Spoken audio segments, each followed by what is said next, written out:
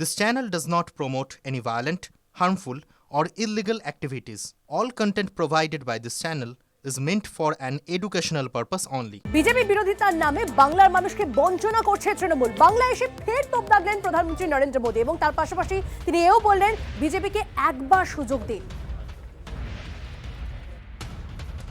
TMC को मोदी का विरोध करना है, करे, 100 बार करे, 1000 बार करे। टीएमसी को बीजेपी का विरोध करना है, जमकर करे, बार बार करे, पूरी ताकत से करे। लेकिन बंगाल के मेरे भाइयों बहनों, मैं ये समझ नहीं पा रहा हूं कि पश्चिम बंगाल के विकास को क्यों रोका जा रहा है। और इसलिए मैं बार बार कहता हूं कि मोदी का विरोध भले करे, लेकिन बंगाल की जनता को दुखी न करे, उनको उनके अधिकारों से वंचित न करे, उनके सपनों को चूर चूर करने का पाप न करे। और इसलिए मैं पश्चिम बंगाल की प्रबुद्ध जनता से हाथ जोड़कर आग्रह कर रहा हूं, अब बीजेपी को मौका देकर देखिए। एक बार यहां बीजेपी की डबल इंजन सरकार बनाकर देखिए। देखिए हम कितनी तेजी से बंगाल का विकास करते हैं।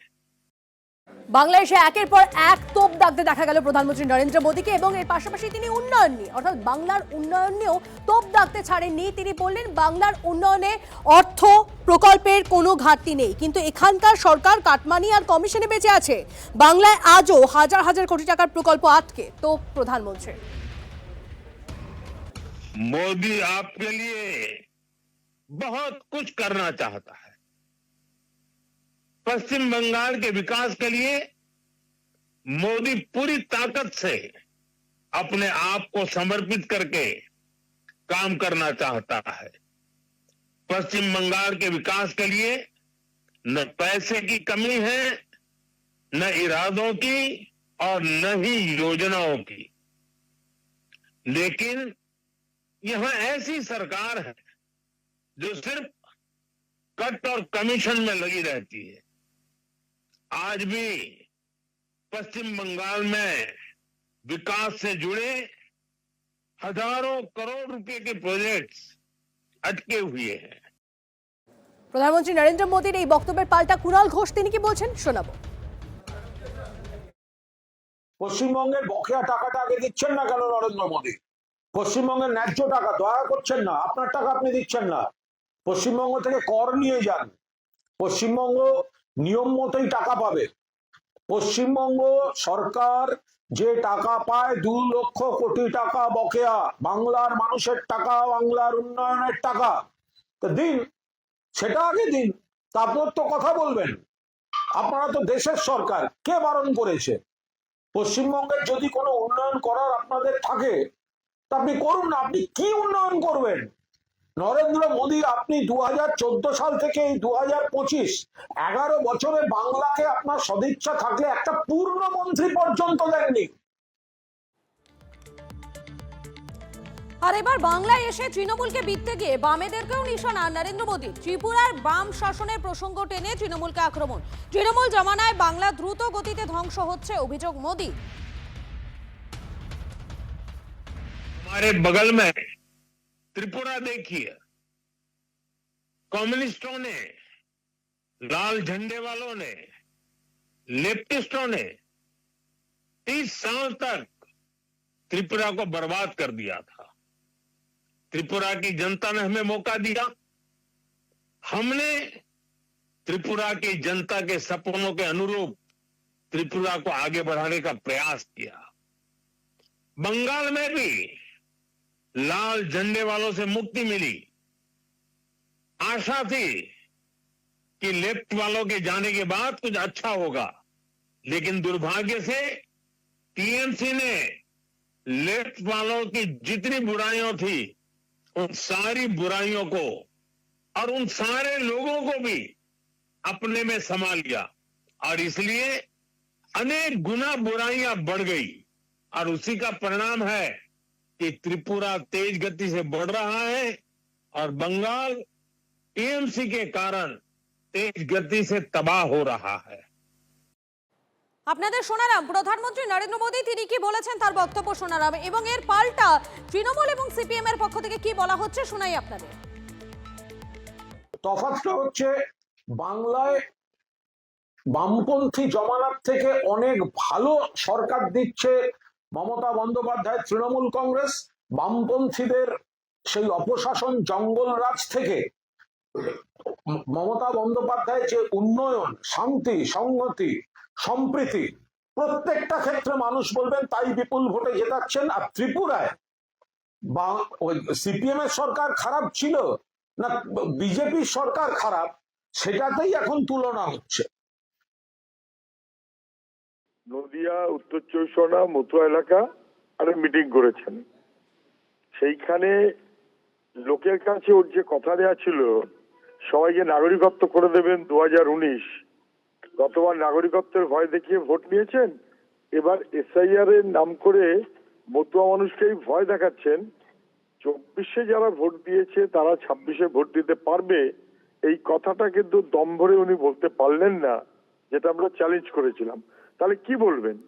তাহিরপুরে মিউনিসিপ্যালিটি জেতার পর 6 ঘন্টার মধ্যে ওসিকে ট্রান্সফার করেছিলেন মুখ্যমন্ত্রী। সেই তাহিরপুরে এসে উনি বামেদের বিরোধিতা করতে গিয়ে বুঝিয়ে দিলেন যে বামের একটা শক্তি যাকে ওর ভয় পেতে হয়।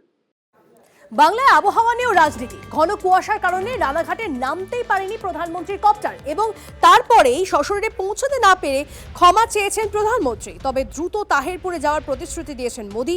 একই সঙ্গে আবহাওয়া নিয়েও রাজনীতি করাকে তীব্র কটাক্ষ প্রধানমন্ত্রীর।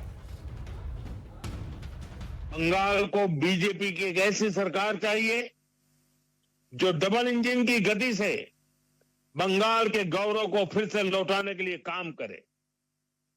मैं आपसे बीजेपी के विजन के बारे में विस्तार से बातें करूंगा जब वहां खुद आऊंगा, जब आपके दर्शन करूंगा, आपके उत्साह और उमंग को नमन करूंगा।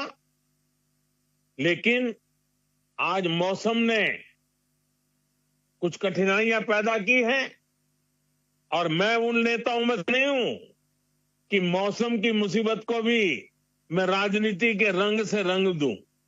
पहले बहुत बार हुआ है, मैं जानता हूं कभी कभी मौसम परेशानी करता है, लेकिन मैं जल्द ही आपके बीच आऊंगा, बार बार आऊंगा, आपके उमंग उत्साह को नमन करूंगा। मैं आपके लिए, आपके सपनों को पूरा करने के लिए, बंगाल के उज्जवल भविष्य के लिए पूरी शक्ति के साथ कंधे से कंधा मिलाकर के आपके साथ काम करूंगा। আবহাওয়ার কারণে প্রধানমন্ত্রী নরেন্দ্র মোদী তাহিরপুরে পৌঁছতে না পারায় তা নিয়ে কটাক্ষ করতে ছাড়েনি কুণাল ঘোষ। তার বক্তব্য অ্যাক্ট অফ গড, বাংলায় বিজেপির জন্য আবহাওয়া খারাপ হয়ে গেছে এবং তার পরবর্তীকালে আমরা সুকান্ত মজুমদারকেও পাল্টা এই বক্তব্য রাখতে শুনেছি। শোনা পাবেন। গঙ্গা অনেকদিন ধরে একই রুটে আসছে, গঙ্গার কোনো রুট চেঞ্জ হয়নি, কিন্তু ওই একই রুট দিয়ে বিজেপি আসতে গিয়ে পশ্চিমবঙ্গে আর ঢুকতে পারে না। যা ভালো করে পুজো দেবেন, 2026-এ প্রথম যাত্রাতেই অ্যাক্ট অফ গড। আলো অব্দি আকাশ পরিষ্কার ছিল, সূর্যের আলো ছিল, মেঘহীন নীল আবরণ ছিল, সেখানে আজ সকাল থেকে কুয়াশা। নরেন্দ্র মোদীর বাংলার প্রথম সভা act of god. Abhishek Banerjee কদিন আগে লোকসভায় বলেছেন कुर्सी की पेटी बांध लीजिए, मौसम अभी बिगड़ने वाला है। तो ये भाजपा के लिए मौसम ऑलरेडी बंगाल में बिगड़ चुका है। কুয়াশার কারণে হেলিকপ্টার ল্যান্ড করতে পারেনি এবং এটা প্রতীক যে পশ্চিমবঙ্গের ভাগ্যাকাশে এরকম কুয়াশা আছে। নরেন্দ্র মোদী আসবে, এসে সেই কুয়াশাকে দূর করবে। আর পরবর্তী আপডেটে নজর থাকবে হাইকোর্টের নির্দেশ সত্ত্বেও এগরা পুরসভায় এড়ানো গেল না গোলমাল। বোর্ড রুমেই বানচাল অনাস্থার উপর ভোটাভুটি। চেয়ারম্যান স্বপন নায়কের বিরুদ্ধে অনাস্থা প্রস্তাব স্থানে তৃণমূলেরই 6 কাউন্সিলর। আজ এই নিয়ে ভোটাভুটির কথা ছিল। তৃণমূলের অভিযোগ, বিজেপির 5 কাউন্সিলরকে নিয়ে বোর্ডরুমে ছিলেন চেয়ারম্যান। এই নিয়ে বোর্ডরুমে দুপক্ষের বচসার পর হাতাহাতি পরিস্থিতি তৈরি হয়, বন্ধ হয়ে যায় ভোটাভুটি। অশান্তির আশঙ্কা করে আগেভাগেই হাইকোর্টে দ্বারস্থ হয়েছিলেন বিজেপির কাউন্সিলর। সুষ্ঠুভাবে পুরো বিষয়টি শেষ করতে পুলিশকে নির্দেশ দেয় আদালত, কিন্তু তারপরেও এড়ানো গেল না উত্তেজনা। পরে ভোটাভুটির দিন ঠিক হবে। আমাদের প্রতিনিধি কনিষ্ক রয়েছেন আমাদের সঙ্গে। কনিষ্ক, ঠিক কি কারণে উত্তেজনা এড়ানো সম্ভব হলো না? দেখো, মূলত আজকে যে আস্থা ভোট ছিল, ফলে সেই আস্থা ভোট নিয়ে রীতিমতো নাটকীয় মোড় বেশ কিছুদিন ধরে চলছিল। শেষ পর্যন্ত বিজেপি কাউন্সিলরের যে আবেদন হাইকোর্টে হয়, তার ভিত্তিতেই এগরা পুলিশকে নির্দেশ দেওয়া হয় তারা যেন প্রস্তুত থেকে সুষ্ঠুভাবে এই আস্থা ভোটটা যাতে নির্বিঘ্নে করা যায়। কিন্তু দেখা যায় এই নির্দেশের পরে, গতকাল এই নির্দেশের পরে আজকে দেখা যায় ভোর 4টের সময়, যেমনটা তৃণমূলের অভিযোগ, যে ভোর 4টের সময় বিজেপির 5 কাউন্সিলরকে নিয়ে তৃণমূলের বিক্ষুব্ধ চেয়ারম্যান তিনি কিন্তু পৌরসভায় প্রবেশ করেন। তারপরেই এই বেলা 11টার সময় যখন তৃণমূল কাউন্সিলররা প্রবেশ করেন, তাদেরকে আগে থেকে হাজির থেকেই রীতিমতো বচসা এবং তাদের মধ্যে হাতাহাতি তৈরি হয়। শেষ পর্যন্ত জেলা শাসক ও ইওর নির্দেশে পুরো এই যে আস্থা যে ভোটটি, সেটা কার্যত বানচাল হয় এবং পরবর্তী ডেট জেলা শাসক নির্ধারণ করবেন এবং সেখান থেকেই উত্তেজনা তৈরি হয়। এই মুহূর্তে কিন্তু তৃণমূল এবং বিজেপির সমস্ত কাউন্সিলররা এগরা পৌরসভাতে রয়েছে এবং যথেষ্ট কড়া নিরাপত্তার মধ্যে দিয়ে অর্থাৎ তাদেরকে এখনো কড়া নিরাপত্তা চাদরে পুরো এলাকাটা রাখা হয়েছে। ধন্যবাদ তোমাকে। আসলে তৃণমূল এগরা পুরসভা তৃণমূলের চেয়ারম্যানের, তৃণমূলের নেতা নেত্রীর কথা পাত্তা না দেওয়া আর তার বিরুদ্ধে অভিযোগ, দুটোই একসঙ্গে হচ্ছে। তো স্বাভাবিকভাবে তৃণমূলের ভেতরকার লড়াই, সে লড়াই কি হবে, সে লড়াই কোন দিকে এগোবে, সেটা তারা ঠিক করুন। তাদের নাটক, সেই নাটকের স্ক্রিপ্ট কোন দিকে এগোবে, কোন দিকে চলবে, তারাই ঠিক করুন। মানুষ দেখছে, এদেরকে একদম সমূলে উৎপাট করবে। এদের দিন পুরোপুরি শেষ। শুধুমাত্র এই 4 মাসের আয়ু, এই 4 মাস তারা যা নাচবেন নেচে। এর আগেও ওরা অনাস্থা এনেছিল, তারপরে তারা আবার তুলে নিল, আবার অনাস্থা আনলো, হাইকোর্টে খারিজ হলো, আবার অনাস্থা আনুক, যতবার পারে নিশ্চয়ই আনবে। আমার পক্ষে জনগণ আছে। মমতা ব্যানার্জি একটা কথাই বলেছেন, জনগণ শেষ কথা। আপনারা কান পাতলে শুনতে পারবেন আনাচে কানাচে এগরা পৌরসভার এলাকার মানুষজন কি বলছে।